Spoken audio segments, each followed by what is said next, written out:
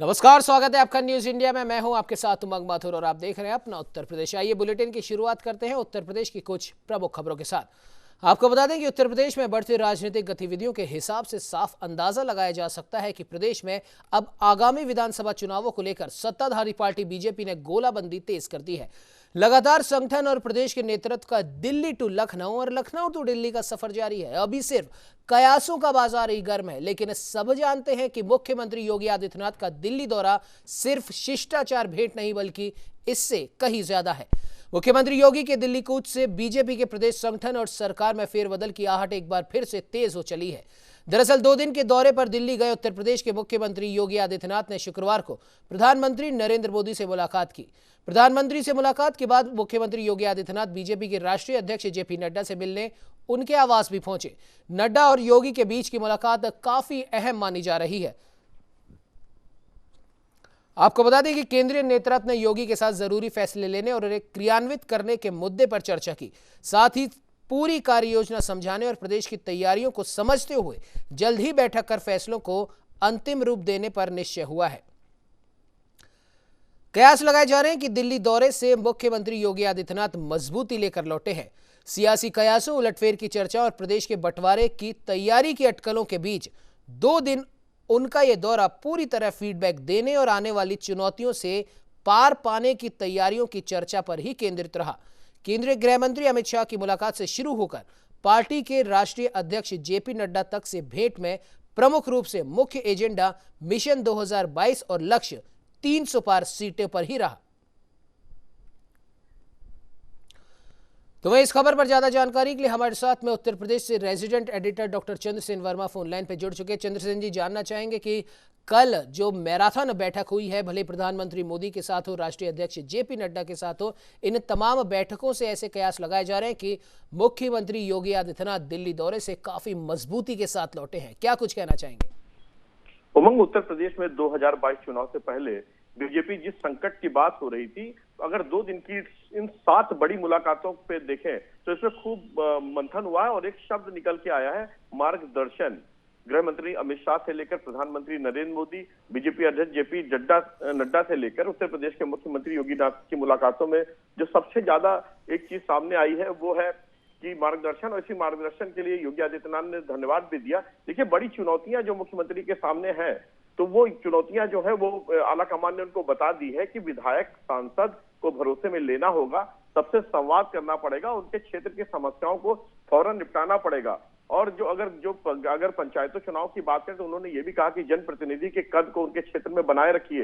ये सबसे बड़ा पहल होना चाहिए, क्योंकि बूथ स्तर तक आप नहीं जाएंगे तो सबसे बड़ी दिक्कत का सामना करना पड़ेगा, जैसे आपको ग्राम पंचायत में करना पड़ा था। और नौकर साहब जो जनप्रतिनिधि हैं, उनसे बातें करिए, उनके काम को टालिए नहीं, इनकार मत करिए, क्योंकि इलेक्शन का समय बहुत नजदीक आ गया है। अब उत्तर प्रदेश में लौटने के बाद योगी आदित्यनाथ सांसदों से लगातार मुलाकात करेंगे, अब अपनी विधायकों से वो बात करेंगे, लेकिन इन सबके लिए केंद्रीय संगठन और उनके नेतृत्व से इनको हरी झंडी लेनी पड़ेगी। नौकरशाही से काम लिया जाए, लेकिन नौकरशाही ये सरकार नहीं चलाएंगे। संगठन के हर काम में मुख्यमंत्री की सक्रिय भागीदारी होगी और कोरोना कंट्रोल के जिस तरह से अभी उत्तर प्रदेश सरकार ने काम किया है, उनकी सराहना भी हुई, लेकिन इसको जारी रखना, क्योंकि कोरोना का संकट अभी खत्म नहीं हुआ है। उमंग, बिल्कुल चंद्रसेन जी, और सबसे बड़ी बात है कि यह भी निकल कर आ रही है कि प्रधानमंत्री, मुख्यमंत्री, 62 सांसद और कम से कम 312 विधायक देने वाले उत्तर प्रदेश बीजेपी को जितिन प्रसाद की आखिरकार क्यों जरूरत पड़ रही है? क्योंकि ये तमाम जो तैयारियां हैं, ये कहीं ना कहीं ये जाहिर करती हैं कि बीजेपी उत्तर प्रदेश के आगामी विधानसभा चुनाव में कम से कम 300 पार की सीटों का लक्ष्य लेकर चल रही है और इसमें किसी भी प्रकार का कोई समझौता नहीं करना चाहती।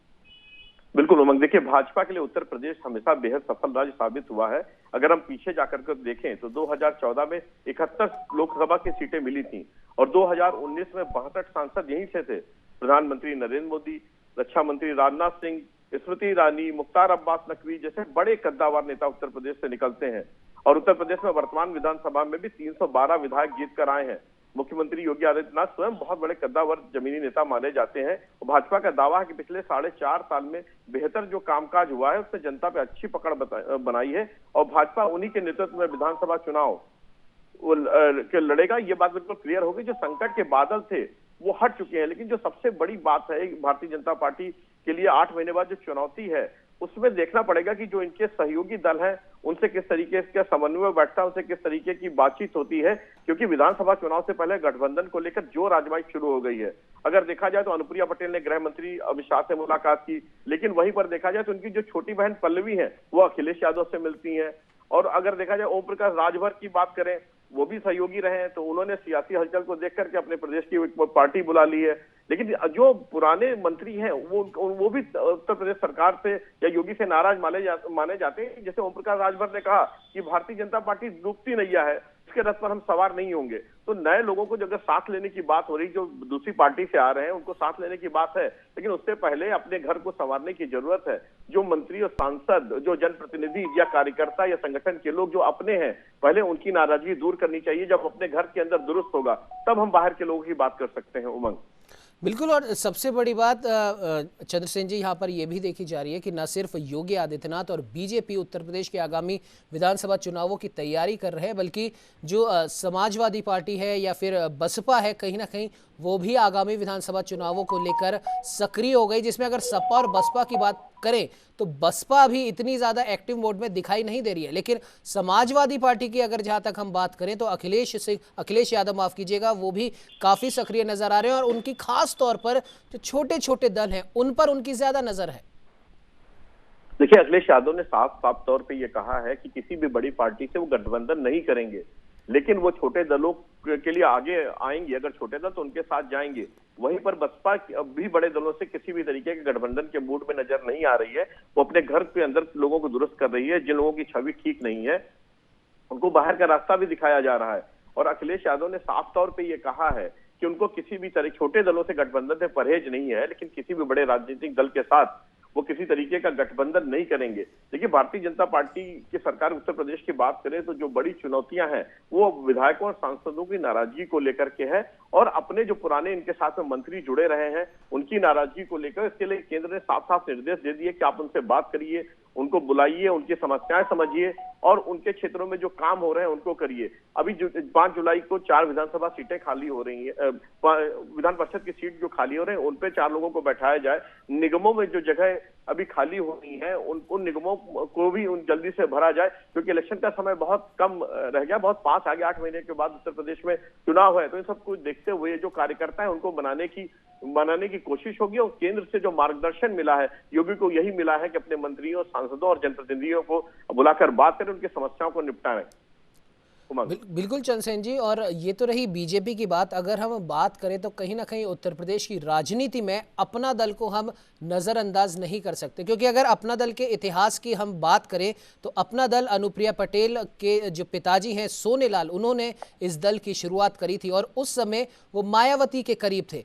उनकी मृत्यु के बाद ये कमान उनकी पत्नी कृष्णा पटेल के हाथ में हुई, और कृष्णा पटेल और उनकी बेटी पल्लवी की नज़दीकी कहीं ना कहीं समाजवादी पार्टी से थी। और करीब करीब 2014 की अगर हम बात करें तो मिर्ज़ापुर से चुनाव जीतने के बाद में तब अनुप्रिया पटेल ने बगावत करी, उन्हें और उनके पति को पार्टी से निकाल दिया गया। तो अगर हम अनुप्रिया पटेल और उनके परिवार की हम बात करें तो बसपा से लेकर सपा और सपा से लेकर बीजेपी, कहीं ना कहीं वो भी धीरे धीरे उत्तर प्रदेश की राजनीति में आगे बढ़ रहे हैं। और उनका साथ लेकर, भले ही उनके परिवार का साथ लेकर अखिलेश यादव या फिर अनुप्रिया पटेल और उनके पति आशीष पटेल का साथ लेकर बीजेपी उत्तर प्रदेश के आगामी विधानसभा चुनावों में काफी कुछ कर सकते हैं।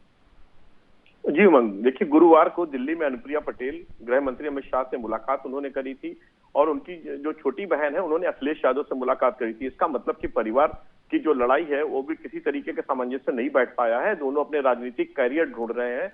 और अगर बात अनुप्रिया पटेल की करें और जो सूत्र बता रहे हैं, उन्होंने कहा है कि केंद्र सरकार में एक मंत्री उनकी पार्टी का होना चाहिए और उत्तर प्रदेश की सरकार में कम से कम 2 लोगों को उनकी पार्टी में जगह मिलनी चाहिए। भाजपा से नजदीकियां जिस तरीके से अनुप्रिया पटेल की बढ़ रही हैं, इनको देखकर उनके परिवार में खलबली मची है। और उनकी छोटी बहन पल्लवी है, उन्होंने समाजवादी पार्टी का दामन थामने की कोशिश करी है, अखिलेश यादव से मुलाकात करी, उनसे बात करने की कोशिश करी है कि उनकी छोटी बहन जो पल्लवी है वो समाजवादी पार्टी के साथ जाएंगी। जी बिल्कुल चंद्रसेन जी, खैर अब देखने वाली बात होगी कि जैसे जैसे उत्तर प्रदेश के आगामी विधानसभा चुनावों की तारीखें नजदीक आएंगी, वैसे वैसे उत्तर प्रदेश की जो राजनीतिक घटनाक्रम है वो भी तेजी से बदलते नजर आएंगे। फिलहाल इस खबर पर तमाम जानकारी देने के लिए आपका बहुत बहुत धन्यवाद। चलिए बढ़ते हैं अगली खबर की ओर, जहां केंद्रीय कैबिनेट में एक बड़े बदलाव की तैयारी चल रही है। प्रधानमंत्री नरेंद्र मोदी खुद अब मंत्रालयों के कामकाज की समीक्षा कर रहे हैं और माना जा रहा है कि जल्द ही कैबिनेट में फेरबदल हो सकता है। मोदी के साथ इन मीटिंग में बीजेपी अध्यक्ष जेपी नड्डा और गृह मंत्री अमित शाह भी मौजूद रहते हैं। जानकारी के मुताबिक पिछले 4 दिनों से पीएम सभी मंत्रालयों के कामकाज की समीक्षा कर रहे हैं। पीएम मोदी छोटे छोटे मंत्रियों के समूह के साथ मंत्रालयों की समीक्षा कर रहे हैं और मंत्रियों के साथ उनके मंत्रालयों के कामकाज की समीक्षा को केंद्रीय मंत्रिमंडल में फेरबदल से पहले की एक्सरसाइज के रूप में देखा जा रहा है।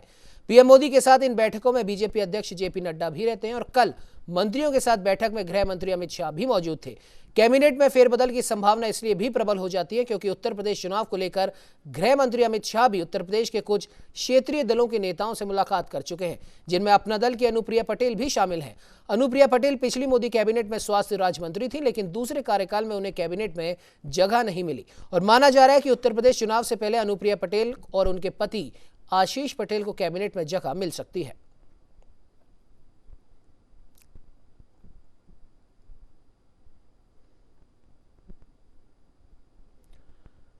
सूत्रों की अगर माने तो अभी तक कृषि, ग्रामीण विकास मंत्रालय, कोयला खनन, पेट्रोलियम, स्टील, शहरी विकास मंत्रालय, नागरिक उड्डयन मंत्रालय, रेलवे, संस्कृति, पर्यटन, जनजातीय कार्य मंत्रालय, पशुपालन और डेयरी मंत्रालय, पर्यावरण, मत्स्य पालन, सड़क और परिवहन, स्किल डेवलपमेंट और उत्तर पूर्वी विकास मंत्रालयों की समीक्षा की जा चुकी है। यानी कि कहा जा सकता है कि ये तमाम कवायद कहीं ना कहीं उत्तर प्रदेश के होने वाले आगामी विधानसभा चुनावों को लेकर की जा रही है और इस कयास से इनकार भी नहीं किया जा सकता।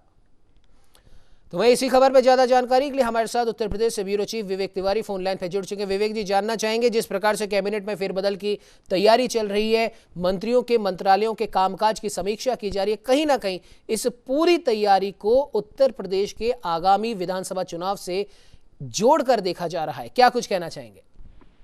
जी बिल्कुल, आपने ठीक कहा कि समीक्षा की जा रही है। कई मंत्री बीते कुछ दिनों में अमित शाह और नरेंद्र मोदी जी से मिल चुके हैं, जिसमें महेंद्र पांडे हैं, उत्तर प्रदेश के दूसरे मंत्री हैं। तो सबके परफॉर्मेंस जज किए जा रहे हैं, कौन कितने पानी में है, किसको कितना काम, किसने अपने मंत्रालय में कितना काम किया है। देखिए, उत्तर प्रदेश का जो मंत्रिमंडल का विस्तार है और जो केंद्रीय कैबिनेट का विस्तार संभावित जिसकी संभावना जताई जा रही है, दोनों का आपस में कनेक्शन है और दोनों के केंद्र बिंदु में उत्तर प्रदेश का विधानसभा का चुनाव है। अनुप्रिया पटेल एक मेजर पार्टी है यहाँ पर उत्तर प्रदेश में, बीजेपी की जो अलायंस बनी है और केंद्र में भी उनका समर्थन है और 2014 में वो मंत्री थी। 2019 में की सरकार में सांसद बनने के बावजूद उनको मंत्री नहीं बनाया गया।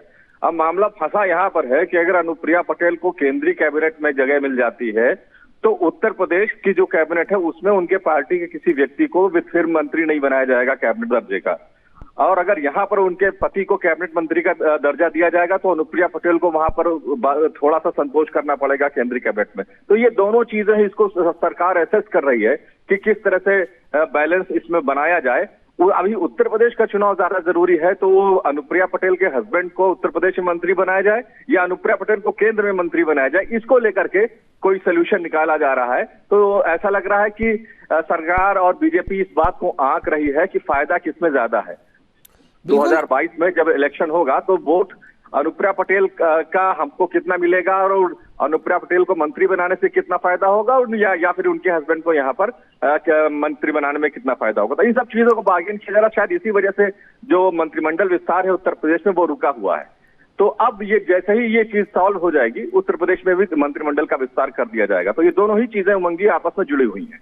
बिल्कुल विवेक जी, बिल्कुल सही कहा आपने, कहीं ना कहीं ये दोनों ही चीज़ें आपस में जुड़ी हुई हैं और जैसा कि अनुप्रिया पटेल के बारे में काफ़ी चर्चाओं का बाजार इस समय गर्म है, राजनीतिक हलकों में उनकी चर्चा बहुत ज़्यादा हो रही है क्योंकि कहीं ना कहीं देखा था कि पिछली मोदी गवर्नमेंट में स्वास्थ्य राज्य मंत्री का दर्जा उनके पास था और अब की बार में उनके पास कैबिनेट मंत्री का दर्जा नहीं, और शायद यही वजह है कि उनको साधने की कोशिश की जा रही है ताकि उनके हिस्से के जो वोट हैं, जिस कास्ट से वो आती हैं उस कास्ट पर भी कह सकते हैं कि इस आने वाले आगामी विधानसभा चुनावों में थोड़ा जोर लगाया जाए। और साथ ही साथ जितिन प्रसाद के आ जाने से भी कहीं ना कहीं उत्तर प्रदेश के अंदर बीजेपी थोड़ी मजबूत यहाँ पर दिखाई दे रही है। देखिए उमंग जी, पहला प्रश्न जो अनुप्रिया पटेल को लेकर के आपने किया है, 2014 में उनको केंद्रीय राज्य स्वास्थ्य मंत्रालय मंत्री बनाया गया था। उसकी वजह यह थी कि उस वक्त जो अपना दल थी वो एक पूरी इंटैक्ट पार्टी थी। 2014 के बाद अपना दल में हुआ ये कि जो अनुप्रिया पटेल की मां है और उनकी बहन वो अलग हो गई। अनुप्रिया पटेल और उनके हस्बैंड से नाराज होकर के उन्होंने अपना एक अलग गुट बना लिया। तो इसके बाद जो 2019 में चुनाव हुआ, अनुप्रिया पटेल जीत तो जरूर गई, लेकिन उनकी पार्टी के बंटवारे के कारण शायद उनकी अपनी बार्गेनिंग पावर कम हो गई और इसी वजह से उत्तर प्रदेश में मंत्रिमंडल में या केंद्रीय कैबिनेट में उनको अब तक जगह नहीं मिल पाई है। अब इलेक्शन आ रहा है तो थोड़ा बहुत जरूर उनको मोबिलाइज कर दिया जाएगा, लेकिन अब उनकी पार्टी की वो हैसियत नहीं है जो 2014 में हुआ करती थी, जब मां बेटी दोनों मिल करके एक साथ चुनाव लड़ते थे। अभी की जो खबर है, जैसा कि अभी डॉक्टर चंद्रसेन भी बता रहे थे कि जिस वक्त अनुप्रिया पटेल अमित शाह से मिल रही थी, उसी वक्त उनकी मां और उनकी बहन पल्लवी पटेल अखिलेश यादव से मुलाकात कर रही थी। तो ये जो स्थिति है अनुप्रिया पटेल की पार्टी की, वो कमजोर हुई है। शायद इसी वजह से उनको अब तक कैबिनेट के बाहर बैठना पड़ा है। जहां तक जितिन प्रसाद की बात है, जितिन प्रसाद 2019 से ही आने की तैयारी कर रहे थे। कितना फायदा होगा अभी ये कहना बहुत मुश्किल है। उनको ब्राह्मण नेता के तौर पर प्रोजेक्ट किया जा रहा है, लेकिन अभी की स्थिति यह है कि ब्राह्मण चेतना परिषद उन्होंने एक बना रखी थी और बीजेपी में शामिल होने के करीब 4-5 महीने पहले उन्होंने जूम से एक मीटिंग पूरे प्रदेश में अपने परिषद के कार्यकर्ताओं से करी थी। उसमें योगी सरकार की जमकर आलोचना की थी। अब वो चेतना परिषद छोड़ करके बीजेपी में शामिल हो गए, तो हो ये रहा कि चेतना परिषद के जो कार्यकर्ता और जो संगठन बनाया है वो टूट गया है। वो सब इस्तीफा दे रहे हैं, वो जितिन प्रसाद से नाराज हो गए हैं। तो कुछ अभी जितिन प्रसाद की जो ताकत को लेकर के बीजेपी ने उनको जोड़ा है, वो जनाधार अब ब्राह्मणों के प्रति वो थोड़ा खटकने लगा। उसमें थोड़ा सा उसमें खरोच आ गई। तो अब देखना है जितिन प्रसाद को किस तरह से एडजस्ट किया जाता है। जो चर्चा चल रही है, उनको विधान परिषद का सदस्य बनाया जाएगा और फिर हो सकता है उनको कि यहाँ उत्तर प्रदेश में मंत्री भी बना दिया जाए। लेकिन जितिन की हैसियत उससे कहीं ज्यादा, वो केंद्र में 2 बार मंत्री रहे हैं। अब उनको उत्तर प्रदेश सरकार में मंत्री बनाया जाएगा, तो शायद उसको कितना पसंद करेंगे उनके समर्थक, ये कहना मुश्किल है। लेकिन जो बेहतर से बेहतर उपयोग जितिन प्रसाद का 2022 के इलेक्शन में हो सकता है, वो बीजेपी जरूर करेगी। जी बिल्कुल बिल्कुल, आपने सही कहा। कहीं ना कहीं अब देखने वाली बात है कि आगे आने वाले कुछ सबों में क्या कुछ राजनीतिक फेरबदल या फिर राजनीतिक घटनाक्रम उत्तर प्रदेश के आगामी विधानसभा चुनावों को देखते होता है। वो तो खैर समय के गर्भ में ही छुपा है, लेकिन ये जरूर है कि काफी रोचक अब की बार उत्तर प्रदेश के विधानसभा चुनाव होने वाले हैं। फिलहाल इस खबर पर तमाम जानकारी देने के लिए आपका बहुत बहुत धन्यवाद। चलिए बढ़ते हैं अगली खबर की ओर, जहां उत्तर प्रदेश के मुजफ्फरनगर जनपद के एसएसपी अभिषेक यादव के नेतृत्व में पुलिस का ऑपरेशन क्लीन लगातार जारी है। गुरुवार को चरथावल इलाके के खुसरोपुर रोड पर चोरी की योजना बना रहे ट्यूबवेल चोर गैंग के 3 शातिर बदमाशों से पुलिस की मुठभेड़ हुई। इस दौरान पुलिस की गोली लगने से शातिर बदमाश आरिफ घायल हो गया। आपको बता दें कि मुखबिर की सूचना पर पुलिस ट्यूबवेल चोर गैंग के सदस्यों को पकड़ने गई थी। ऐसे में बदमाशों ने पुलिस पर ही फायरिंग कर दी। तो वहीं पुलिस की जवाबी फायरिंग में एक आरोपी घायल हो गया, जबकि 2 अन्य आरोपी फरार होने में सफल रहे। तो वहीं पुलिस ने आरोपी के कब्जे से एक तमंचा और 3 कारतूस बरामद किए। फिलहाल पुलिस ने घायल को जिला अस्पताल में भर्ती करा दिया है और आगे की जांच में जुट गई है।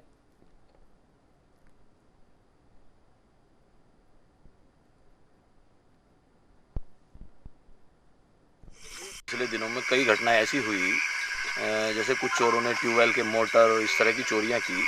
तो उसी में आज चरथावल पुलिस को एक मुखबिर द्वारा सूचना मिली थी कि कुछ लोग हैं जो जंगलों में वारदात करने का जो है वो अंजाम देने की फिराक में हैं। उसी में चरथावल पुलिस ने यहाँ अपनी चेकिंग लगाई, तो उसी में 3 बदमाश आते दिखाई दिए। उनमें से जैसे ही पुलिस ने उनको रोका तो वो पुलिस के ऊपर उन्होंने फायरिंग की, जानलेवा फायरिंग की, जिसमें से एक बदमाश को जब पुलिस ने जवाबी फायरिंग की तो एक बदमाश के पैर में गोली लगी, जिसका नाम शाकिर है, जो कि यहीं का रहने वाला, चरथावल का रहने वाला है। अभी जानकारी में आया है कि उसके ऊपर तकरीबन आधा दर्जन लूट और हत्या के मुकदमे भी दर्ज हैं। इसको गिरफ्तार किया गया है, उपचार हेतु हॉस्पिटल उसको रवाना किया गया है। तो इसी खबर पर ज्यादा जानकारी के लिए हमारे साथ मुजफ्फरनगर से संवाददाता पवन हमारे साथ जुड़ चुके। पवन, जानना चाहेंगे क्या कुछ अपडेट है अभी तक इस खबर पर? सर उमंग, मैं आपको बता दूं, जनपद मुजफ्फरनगर के चरथावल थाना क्षेत्र में लगातार कई महीनों से चोरों का आतंक मचा हुआ था। ये लोग जो ट्यूबवेल होती है किसानों की, उनके रात को ट्यूबवेल पर जाकर ट्रांसफार्म, मोटर या और बिजली के जो पोल वगैरह के होते हैं, तार वगैरह उखाड़ के ले जाते थे, जिससे किसानों में बड़ी भारी रोष चरथावल पुलिस के खिलाफ बना हुआ था। लेकिन कल पुलिस को सूचना मिली मुखबिर के आधार पर कि जंगल में कुछ चोर चोरी करना चाह रहे हैं। तो पुलिस ने काम्बिंग अभियान चलाया और पुलिस जैसे ही वहां उस स्थान में पहुंची तो 3 बदमाश उन्हें दिखाई दिए और आमने सामने की मुठभेड़ हुई। पुलिस की तरफ से भी गोलियां चली है, बदमाशों की तरफ से भी गोलियां चली थी, जिसमें एक बदमाश घायल हुआ, 2 चोर अंधेरे का फायदा उठाते हुए भाग गए। ये चरथावल थाना क्षेत्र के खुसरोपुर का मामला है और ये एक बड़ी कामयाबी पुलिस को मानी जाती है कि चरथावल क्षेत्र में जो आतंक मचा हुआ था चोरों का कृषि टुवेलों पे, किसानों की टुवेलों पर ये लगातार जो घटनाएं कर रहे थे, उसका एक बड़ा खुलासा हुआ है और इनसे माल भी बरामद हुआ है। और अगर लगातार अभी सीओ सिटी कुलदीप सिंह इस मामले पर नजर बनाएंगे और जांच पड़ताल कर रहे हैं और आगे और भी बड़ा खुलासा हो सकता है। जी बिल्कुल पवन, आप इस खबर पर नजर बना के रखिए। अपडेट के लिए आपसे फिर संपर्क करेंगे। फिलहाल तमाम जानकारी देने के लिए आपका बहुत बहुत धन्यवाद।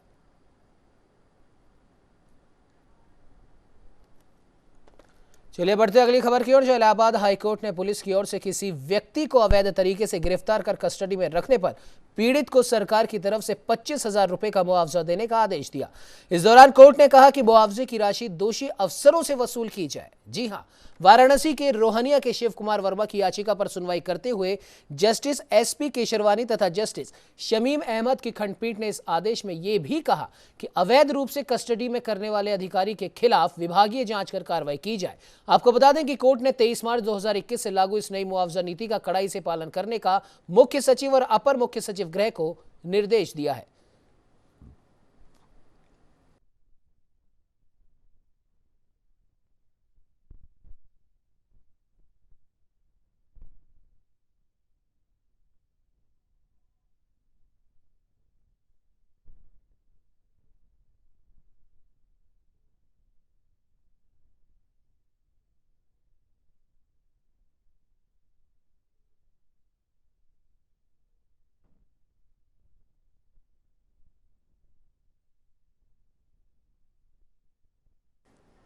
तो वह उत्तर प्रदेश सरकार में कौशल विकास मंत्री और जिले के प्रभारी कपिल देव अग्रवाल शनिवार को शाहजहांपुर पहुंचे। इस दौरान उन्होंने बीजेपी संगठन के कार्यकर्ताओं और पदाधिकारियों के साथ बैठक की, जिसमें उन्होंने सभी से बूथ स्तर पर संगठन को मजबूत करने की बात कही।